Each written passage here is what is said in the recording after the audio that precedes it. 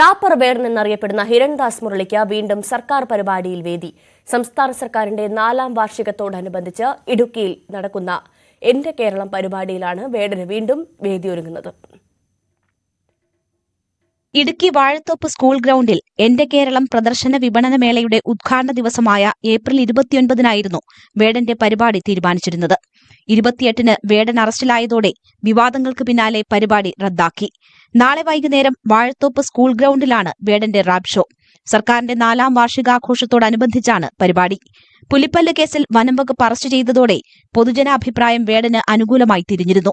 ഇതിന് പിന്നാലെ വനം മന്ത്രിയും ഉദ്യോഗസ്ഥരെ പഴിചാരി രംഗത്തുവന്നു. ജാമ്യം ലഭിച്ച് ദിവസങ്ങൾ പിന്നിടുമ്പോൾ വേടന് വേദി നൽകിയിരിക്കുകയാണ് സർക്കാർ.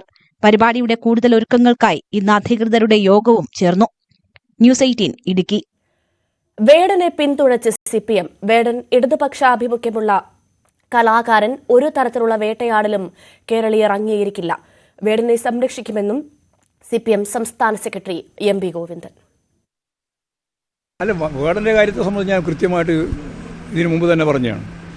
വേടൻ ഈ കേരളത്തിൽ ഉയർന്നു വരുന്ന ഏറ്റവും പ്രധാനപ്പെട്ട ഒരു കലാകാരനാണ്. സ്വന്തമായിട്ട് എഴുതുക, സ്വന്തമായിട്ട് പാടുക, സ്വന്തമായിട്ട് കമ്പോസ് ചെയ്യുക, അങ്ങനെയുള്ള ഒരു വളരെ പ്രശസ്തനായിട്ടുള്ള ജനങ്ങളുടെ അംഗീകാരം നേടിയിട്ടുള്ള, പ്രത്യേകിച്ച് യുവാക്കളുടെ ഇടയിൽ ഒരു ഇടതുപക്ഷ ആഭിമുഖ്യത്തോടുകൂടി തന്നെയാണ് ദളിത് ജനവിഭാഗത്തിൻ്റെയും അതുപോലെ തന്നെ അരികുവൽക്കരിക്കപ്പെട്ട ജനങ്ങളുടെയും താല്പര്യങ്ങൾ ഉയർത്തിപ്പിടിക്കുന്ന ഒരു ചെറുപ്പക്കാരനെന്ന രീതിയിലാണ് വന്നിട്ടുള്ളത്. അത് ആ വേടൻ്റെ ആ പ്രത്യേകതയെ കൃത്യമായിട്ട് മനസ്സിലാക്കണം. എന്നാൽ വേടൻ തെറ്റായ നിലപാട് സ്വീകരിച്ചിട്ടുണ്ട് എന്ന് വേടൻ തന്നെ സംഭവിച്ചിട്ടുണ്ട്. അത് ഞാൻ തിരുത്തുകയാണ്. അപ്പോൾ തിരുത്താനുള്ള ഒരു ഇടപെടൽ എന്ന രീതിയിൽ ഗവൺമെൻറ്റിൻ്റെ ഈ ഇടപെടൽ കണ്ടാൽ മതി. വേടന് പിന്തുണയുമായി സിപിഐയും.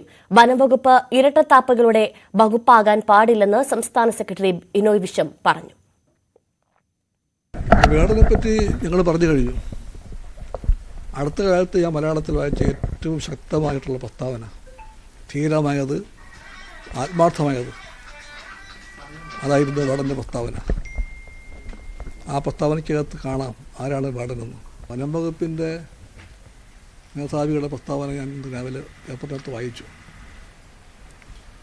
വനം വകുപ്പ് ഇരട്ടത്താപ്പിൻ്റെ വകുപ്പാകാൻ പാടില്ല.